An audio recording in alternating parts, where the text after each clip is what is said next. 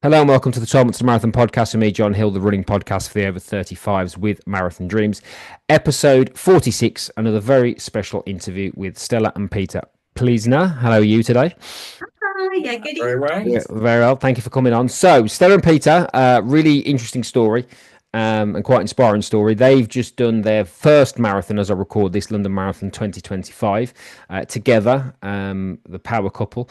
And I wanted to interview them for a number of reasons, actually, because they are relatively late to the party in marathon terms, which is cool. And also just because of the fact of, I think the training experience working with Stella and Peter wasn't a smooth journey. And I think for a lot of people that didn't have a smooth journey during training for London Marathon, then also got faced with the heat as well. I think it's a good story to talk about. So that's why I wanted to bring you both on. So the what I want to start with, really, the first question, and obviously you can answer in turn, is just talk me through your running background and how did we get to a marathon?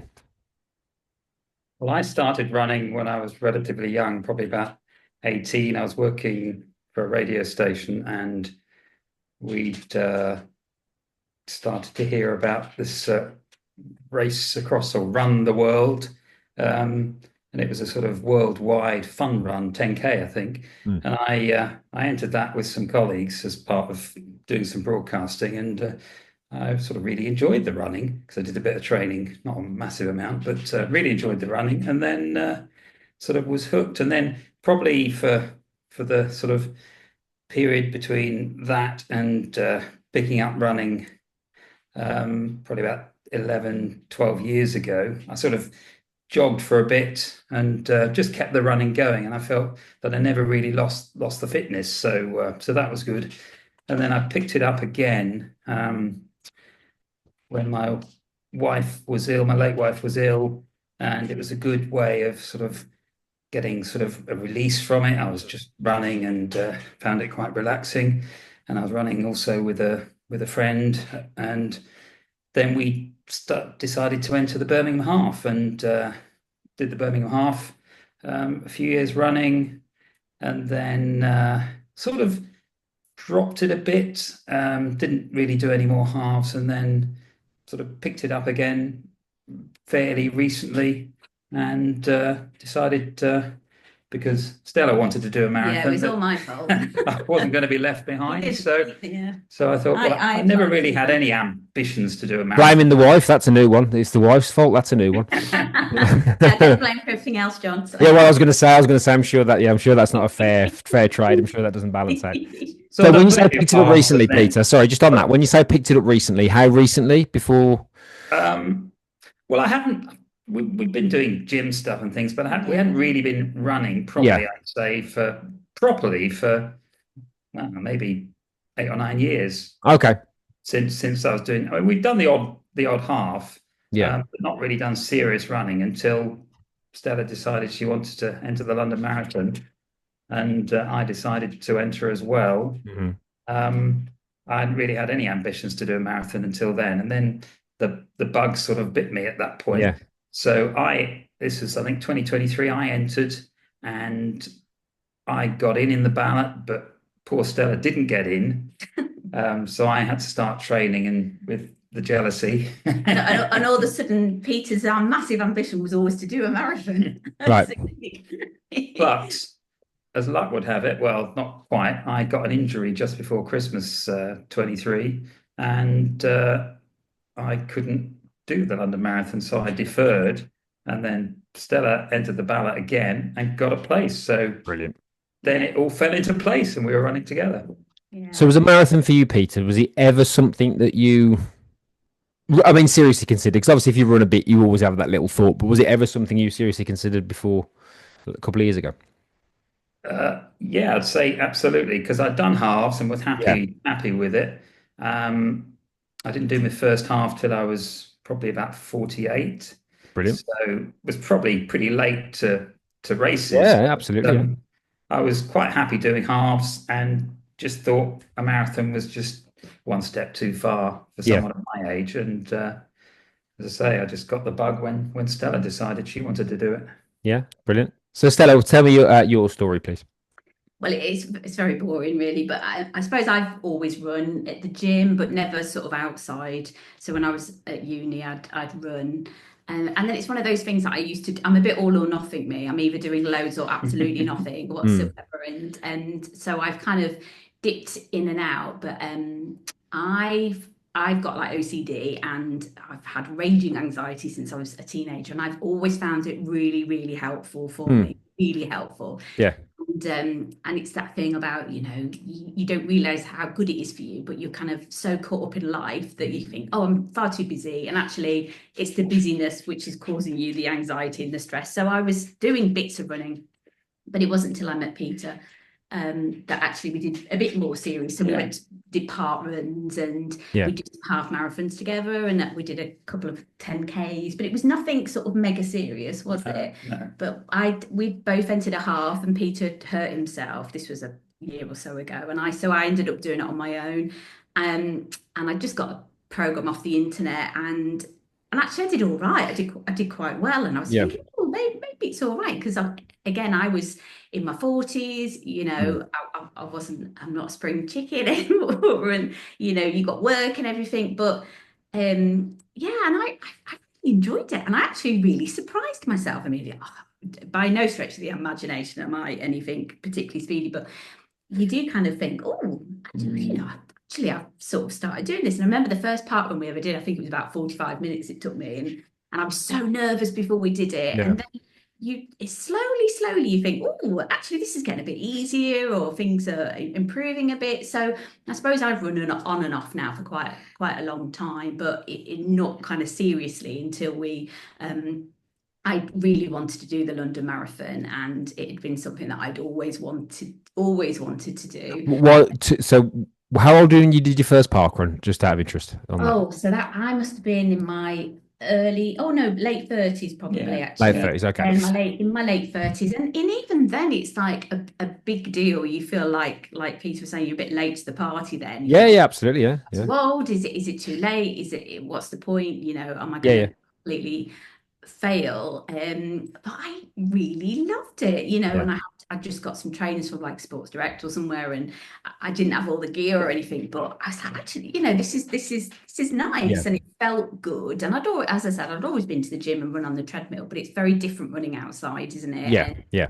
And I think for me, it was about confidence as well. And I don't know if kind of being a woman as well, I wasn't sure about running on my own outside, but Yeah. I'm Absolutely. much more confident now. And quite frankly, now I don't really care what people think about me. But I Good. think when I first started, you care about what you're wearing and how you look and what people think about you. And actually, I don't think most people care, to be honest with you. You care more about it than other Yeah. Yeah. Yeah. people What do. So. What was it about the? Because obviously it's a bit of a cliche because it's the London Marathon. Because what is it for you that made London the one that was the? Well, my late father had run it, and he did the first one, and Yeah. I've got a memory of him with coming back with the like goodie bag, Right. and even then I think we knew it was something special that he'd done. It was something kind of like, this is big, this. Yeah. But also this is such a cliche, it's so boring to say, but I just wanted to prove to myself that actually I can do this, Yeah. Yeah. Yeah. after years of, I'm a typical girl of the 90s, we all hated our bodies and all we wanted to look a certain way. And I think after years of berating myself, I think, oh, do you know what? I'd love to do this. This would be brilliant. And Yeah. I was thinking earlier, like I hated PE at school. I hated that because you don't have a choice. You kind of make Yeah. it. Yeah. Yeah. Suddenly as an adult, you're like, I can choose to do this if I Mhm. want And to. pay for it as well. And Pay pay a for lot of it. money. Yeah. Exactly, Yeah. exactly. Yeah. And just the thought of it, and I'd heard about the atmosphere and how people are, and they really get behind you. And I find personally that really helps me when I'm running, when people are cheering and there's people Mm. clapping. That does help to get me round. So that's why I wanted to do London. And you lived in London for a bit, didn't you, Pete? Yeah, So yeah. you So I reported on the London Marathon a couple of times because I was working in London, and yeah, I suppose that might have helped, you know, the germination for the idea that I should Yeah. do it. But Yeah. I thought I was just past it, really. yeah, we both did, I think. Yeah. Yeah. Well.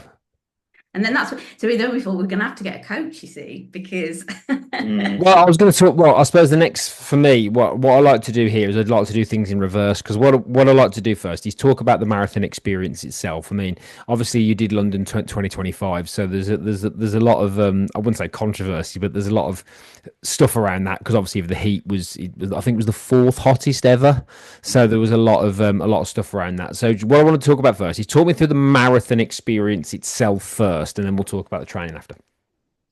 Can I go first?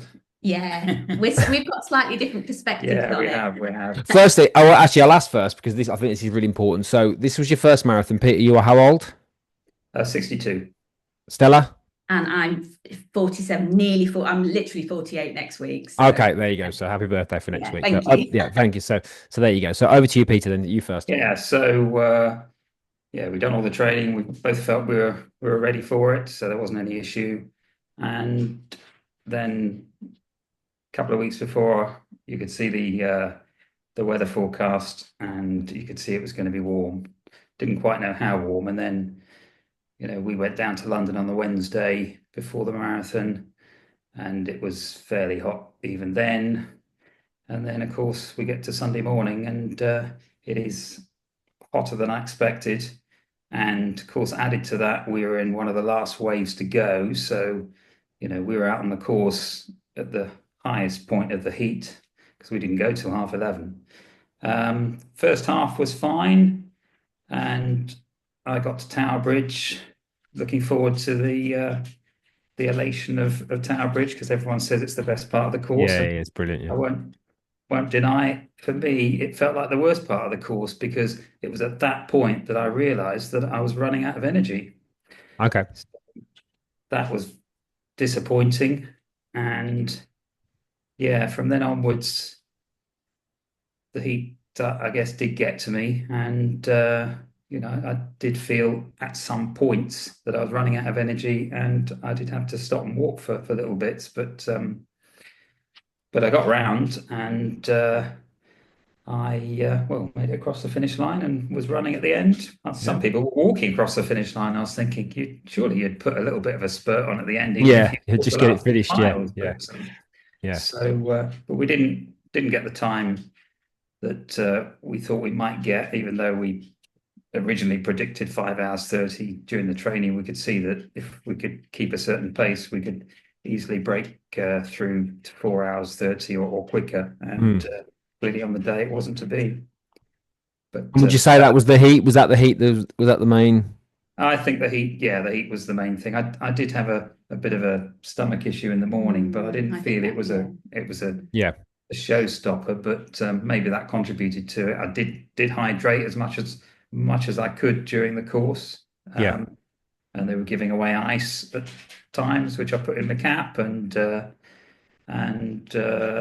there were energy drinks as well. But and they certainly help keep me going. That's Yeah. no Of doubt course. about that. So, Um, aside from the heat, what did you think of the whole experience for you? The marathon. um, If you'd have asked me on the day, I'd have said I didn't enjoy a minute of it. But looking back, Yeah. it was a fantastic experience. Every Yeah. part of the course, there was someone cheering you on. I mean, I'd read about going out to the Isle of Dogs, and it was, it'd be really quiet. And of course, you instead of turning left at Tower Bridge, you have to turn right, and then you've got another sort of half marathon to go. And I was told that's quite demoralizing when there's no one there. But actually, every part of the course, even in the Isle of Dogs and Canary Wharf, there were loads of people. And I have to say, that bit of the course, even though I was struggling, that bit of the course went really quickly and Yeah. surprised me, actually. And then, of course, coming down the last couple of miles, it's just everyone shouting, Yeah. and It's something else, it isn't was it? amazing. Yeah. And they had showers out as well, and the London Fire Brigade were, Out with the had their hoses. hoses out as Yeah. So I saw a picture of that online. It was quite the sight, actually. It was quite, yeah. yeah. Oh, Yeah. amazing. So if I Yeah. look back, although I didn't enjoy it as much as I'd hoped I'd enjoy it, I did enjoy, the atmosphere and the event itself. But just like you were saying earlier, I'm one of those who's disappointed, that didn't perform better on the day. Yeah.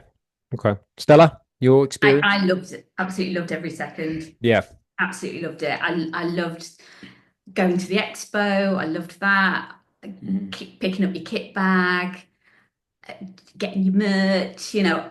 I loved it, absolutely loved it. So I was really excited, but I'm naturally a very anxious person. So it's a very well-trodden path for me, anxiety. But Right. I was feeling quite nervous Yeah. and a bit stressed about it. But when it came to the day, I felt really good. It was bizarre. And I think you kind of in our coaching, John, you said about it kind of all coming together, and we had some injury, and so some parts of the training hadn't perhaps gone as well Yeah. as we'd hoped it would do. But and it was sad really because I think actually on our training ones we've always done them together, and Peter probably is the one that had the most stamina, and there was times that I really struggled, but I can genuinely honestly hold my hands up and say at not one point did I struggle on the Okay. Grand Prix. Not at all. And there's that myth of like, you're gonna hit the wall, you're gonna hit the wall. And even my mum was like, well, you know, you're gonna hit the wall. And I was like, oh well, apparently, you know, you don't. If you train, you don't hit the wall. Yeah. And I didn't. I felt amazing. But I do think that probably some of that was because I'd stayed with Peter. Because I think we started together, we're going to finish together, we've gone through this whole journey together, and I did contemplate leaving, and I'm not gonna lie, at one point of like, can I go and She do means leaving him in the marathon run. She doesn't in the mean marathon? Yeah, not it. like active life. I That's a wouldn't bit of a controversial put it that topic for a harsh. podcast, yeah. But it is phenomenal. It is phenomenal, and there is a stage for every single type of runner. Yeah. That's what London gives you. That's what the marathon gives you. It does not matter who you are, how fast you're running, if you're pushing a wheelbarrow or if you're not running for charity. Those people are just genuinely want you to do well. And Yeah. it's like nothing I'd ever experienced. It was like the best of humanity, you know. Yeah. People were just genuinely lovely. And, you know, all the photos from the day, I'm just smiling, or there's a few with my thumbs up because I felt like I had to thank everybody who was going, go on, Stella, you know, because I had my name Yeah. on my t-shirt and I'd read about that. Put your name on your t-shirt if you want people to shout you. If you don't, then don't do that. So people were shouting me, and there was like people with like megaphones just in the crowd, kind of going, well done. Oh, here's Stella. Well done, Stella. Go on, Stella. And it just made me laugh. Yeah. People with trumpets and different types of music. There were drummers, there were DJs, there were dancers, there were choirs, you know, all to see us. And they treated me like I was like you're a celebrity, like Yeah. you are meant to be here. We're here for you as well. Yeah.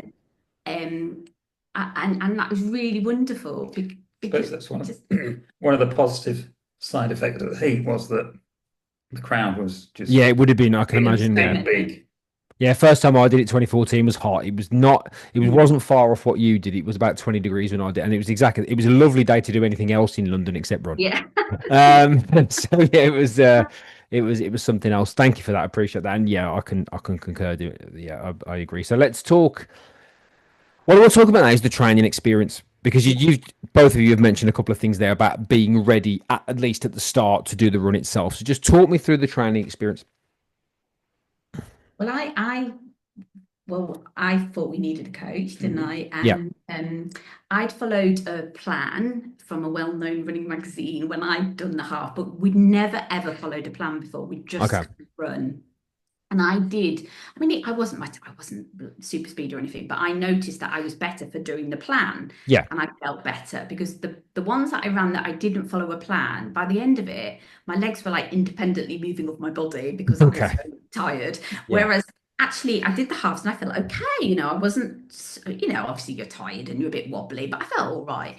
And so I said to you, didn't I, Peter? I think we need a coach. We need somebody to guide us because we are at an age as well. And I was very conscious that we're getting older, and I was worried about things like injury. Yeah. I think me at my age as well, I've got to be kind of aware of, you know, perimenopausal and how it Yeah, impacts absolutely. and all of that stuff. So I think, Yeah. you know, we do need the help for this, because I think that is an important part of our journey. That's going to be, you know, and that's not for everybody, but for us, I think that was really important. Yeah.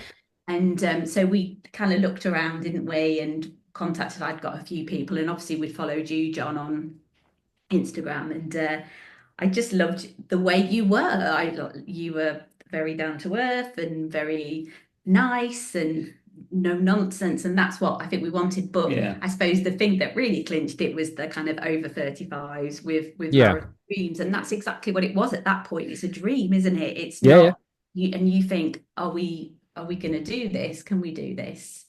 Yeah. But it was for us, it was crucial to our success. To finishing, to have somebody who could guide us, who had been there before, so we weren't kind of in the dark. And Yeah.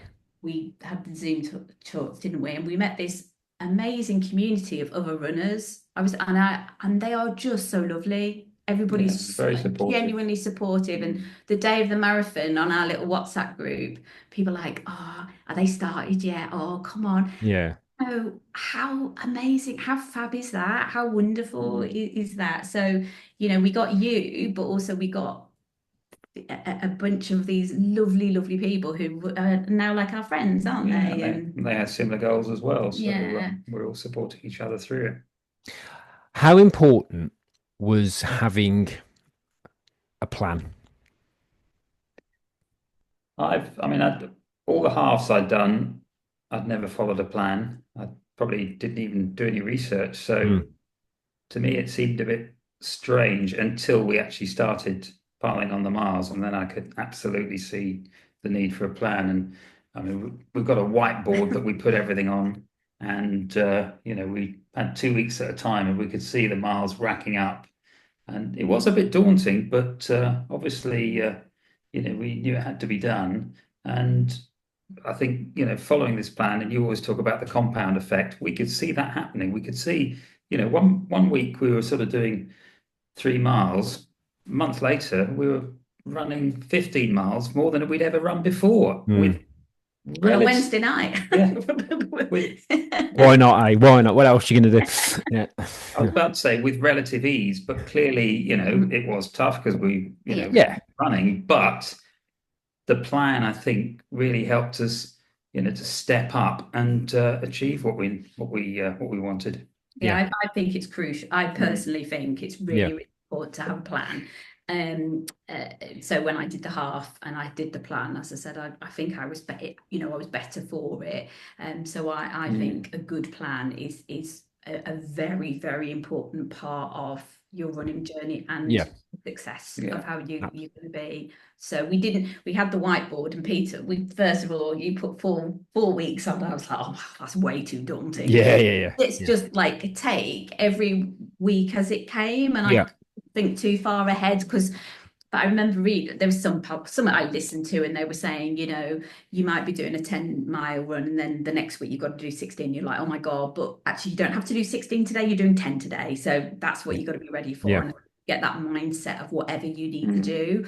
But it's amazing what you do. You can achieve. You're like, oh my God, we're so old, yet we're managing to do this. But the other thing we did, which I know some others in the group were doing too, was we identified some races that sort of fitted the distance where we were on the plan. In fact, one of them was way ahead of where we were, because we did a 19-miler in about week 6. Yeah, it was quite early, wasn't it? That gave us real confidence. It gave you confidence to raise money for charity, and gave me the confidence that I could go further than I've ever gone before at my age. So and we continued doing that. We did about 3 or 4 races. We did a 20-miler around Milton Keynes, and then we did a race along an old railway line between Bristol and Bath. And we integrated.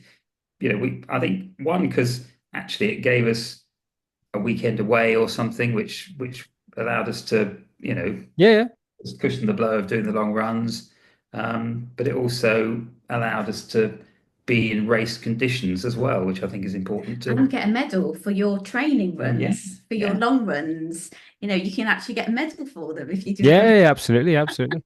So 2 questions I always ask. The first question I would say is, what would you say to anybody who is around your station of life, who has got this thing there? Has got this, and this is important. I think it's one of those things where sometimes, and I say this a lot because I work with a lot of people who are similar age to me and older, to be honest. I'm slightly old, a couple of months older than you still. So my birthday's in July, so I'll be 48. And I say this to a lot of people. It's like, I when I say, oh, I've run all my marathons after 35, like, really? I'm like, well, yeah, because it's not limiting yourself. So, but I think there are people out there because I've spoke to some amazing people on Instagram. Like I've had people in their 70s doing their first marathon. I mean, I've heard some incredible stories. So, what would you say to anybody who is around your station of life who is thinking, actually, I think I could do that? What would you say to them? Well, I'd say I don't think you're ever too old Yeah, marathon with the right training, yeah, and you're certainly more susceptible to injury, I think, of the course. older you get. Yeah, But I mean, one of the things that has surprised me is, post 40, you start losing muscle, don't you? But yeah, I've been putting on muscle since starting the marathon training, partly because we were doing strength training as well as running. yeah. Um, but I mean, that did surprise me.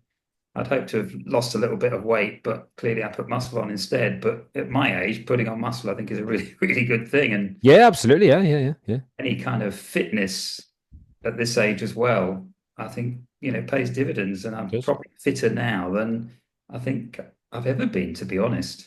So Awesome. it's never too late. Oh, brilliant. Stella, anything to add Yeah, there? I'd absolutely say the same. And I say to people, I think they think I'm joking. I say, look, if I can do it, anyone can do it. I Yeah. was not a sporty child. I was slightly cuddly, ginger, asthmatic child, and my poor mum was very sporty, and my dad, and I think I was probably a big disappointment to them. I wasn't at all, Well, but it's brilliant. It's fantastic, and I think what comes with age is eventually, which is found that point where you go, I don't really care about what people say. It's yeah. lovely. That's the only nice thing about aging. You're not as bothered about what people think about you, and the only competition is yourself. You go out there, and that when you run that 5K or you do that 10K, it's such a lovely feeling. Mm. I've achieved this and my body's done this. And I think as well with running, what it kind of makes you do is it makes you look after yourself a bit better. Yeah. Because, I mean, we stopped drinking kind of last year. We knew we'd be in the marathon and we'd got some halves we thought we'd planned. So we stopped drinking. We've been eating better. We've been like taking our supplements. We've been trying to rest better. And actually, you start looking after yourself as well because you think my body is really precious. And I've got 16 weeks where I cannot hurt myself. I can't get a cold. I Yeah. don't want, and all of a sudden you're looking after your body like you'd look after your phone.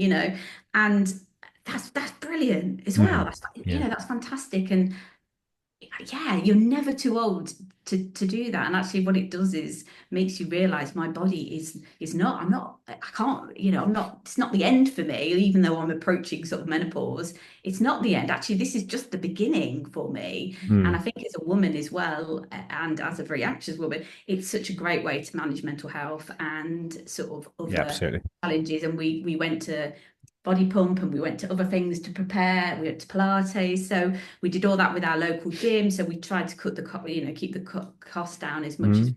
we possibly can. But if I can do it, you can do it. And so what if you do a 12-minute mile or a 15-minute mile? It doesn't matter because you're still doing the same distance and you'll still get that amazing feeling, if not more so than other people, because the sense of achievement that you've done something and your body has done something is just second to none. It's Mm. brilliant, Brilliant. brilliant. Lovely. Which leads me nicely into my final question that I always ask everybody, which is my philosophical question. Mm. How has it changed you? You go first. If I say this, you'll think it's changed my life. No? Yeah. It's absolutely changed my life, and I think God, I feel like I'm going to get emotional. This is ridiculous, but I work with children who have got neurodevelopmental needs and other disabilities, and we talk about how movement is just so important for our body, and we have a body made for movement, and movement's very regulating. It's so good for us, and it is. It's a very powerful regulator, and I think all of us live in this very busy environment and we're kind of chasing our tails and actually running. You don't always have those good runs. Like 80% of my runs were probably rubbish and I thought this is awful, like why am I even doing this, but those 20% are just like amazing. They're Mm. brilliant. They just make you feel so good. And And I feel like I've done something that probably no one would ever think. And like I said to you in the feedback, there will be people that would think people like me shouldn't be running marathons. I'm not an elite, I'm not even near that. I'm nowhere near that. But I love it. I love it. I loved it. I loved London. I loved doing it. And it was one of the best days of my life, even though we were way slower. You see this wonderful nature of how fabulous people can be. We've met these fantastic people. We've met you. I'm really lucky that I've had this experience. Hmm. And it's not lost on me how fortunate I am to have done this. And I'm so privileged I got in the ballot, and I might never ever do that again. But it's changed my life. And that sounds ridiculous, but it has changed my No, life. you're preaching to the choir here, Stella. So don't worry, you are preaching to the choir. Peter, thank you for that. I That's think very nice. I think for me, it's really just realizing that I can achieve something like that when I never thought I could achieve it before. Hmm. And as I said earlier, we were doing miles we'd never done before, and I was just surprising myself at that point, particularly at my age. And it's got me enjoying running in a way I've never enjoyed it before. I mean, yes, I went out and run, but sometimes it was just running to maintain a fitness. Yeah. And I used to be a journalist for the BBC, and I was out every day and I was carrying cameramen's equipment and things, and that kept me fit. But when I sort of took redundancy and semi-retired, I started putting on a bit of weight because I was desk bound, and running has completely turned that on its head. And Hmm. where I was losing muscle and now gaining muscle. And as I said, I just feel fitter than I've ever felt before, which is Hmm. strange, bearing in mind that, I've been running on and off since I was sort of 18 and things. So, Yeah. but just enjoying running, enjoying the thought of going out running when previously it would have been a bit of a chore. Mm. I Hmm. think that's what having a plan does, Yeah. and having a coach and having a plan and Because having you're achieving because things you as you yeah go. you are, and Yeah. you've got something to aim You for can see as the well. progression. Yeah. But you've been brilliant. So can we just take this opportunity to say thank Yeah, you very it much to was. John and all our lovely 12 months to marathon family. Mhm. That we couldn't have done it without them, and it's been a really humbling and Yeah. lovely experience, and But I'm really amazing, sad it's amazing over. journey. Amazing Yeah, it's journey. Well, this chat, gone. like we said, this chapter's finished, but Yeah. who knows what's next? And there doesn't have to be anything next, does there? Really? What is next? If you tell the listeners what's next for you two. Well, we have, even though straight after the marathon, I said never again. Never Yeah, again. I was there. He Yeah. said it to I even me. said to Stella, "I'll watch you He next said, time." I'll cheer you, but I'm never doing this ever Yeah. again. Yeah. But it didn't Yeah. last long. 2 days No. later, we'd entered the ballot, hadn't we? Of So course, like everybody else Yeah. who says that. Oh, I was running going, I want to do this again. This is just brilliant. Yeah. we've got already some half marathons planned. Yeah. We did a half marathon literally a week after the London Marathon. Yeah, we did in our lovely city of Birmingham, and a Yeah, fantastic event that was, by the way. What a fantastic Birmingham. event that that is. was quite warm too. But Yeah. and then we've got a couple of half marathons later in the year. I'm thinking of doing a Back to the Future 40th anniversary half marathon in Milton Keynes because I'm a Brilliant. fan Likes of the Back to the medal. Future. It's a Well, great medal. yeah. I mean, yeah. Well, why else? Yeah, why else? And I'm doing a trail run. So it's a female race. So Okay. with me. So it's a 15-mile trail run in the Yeah. Peak District. So that's something I've always wanted to do, trail running. Yeah. So I've got the confidence to give that a bit of a Yeah. bash. Yeah. Absolutely. And there's no sort of time limits on when you stop or whatever. And it's a beautiful part of the world. So I'm looking forward to that as well. Yeah. So yeah, this is definitely not the No. end of our running. And I think for both of us, for both of our mental health and our well-being and Of our course. longevity, and I just want us to keep going for as long as we Yeah. possibly can. Yeah. Wonderful. That's a good place to stop. So I just want to thank you for that and the message. Thank I you think for the having message has me. been the message has been great. I think the message is from for two things really. Firstly, I think the impact it's had on everything, every bit of it, not just the running itself, but also how it's impacted you as people. And then secondly, giving people hope that, you know, my running joke is you don't have to grab a shawl and go on the sofa. You can actually go and achieve things, and it's not. I think it's funny how we. I always remember when I was about. I always remember my dad's 40th birthday party when I was a kid, and I thought that's really old days. Yeah. I remember thinking that, and then I've done. I think I've done I've done all my all my running best times after 40. So Wow. it's like, so the message from me is hopefully what you guys have talked about today will give everybody hope that it's not too late. You can have a go. Yes, you've got to manage your recovery, because I Yeah. can attest to that as well, being nearly 50 myself. The recovery and stuff like that's, you have to manage that side, but actually as long as you're physically able, Cool. there's no limit on what you can do. So hopefully what you've talked about tonight has inspired a few people Oh, well, to I go out hope and so, because it's brilliant. So good luck, thank you. everybody. Thank you very much. Yeah, please do give Yeah. it a whirl. And if I can, anyone can.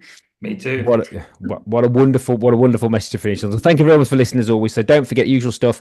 You hop over to Instagram, follow me, 12 Months to Marathon, for all your daily running content. I'd appreciate that. As always, if you can just give me a star rating on Spotify, that really helps me as well, or wherever you get your podcast from. And if you want to share this podcast with anyone that might be inspired by Stella and Peter's story, I'd appreciate that as well. So yeah, don't forget, drop me a follow, 12 Months to Marathon.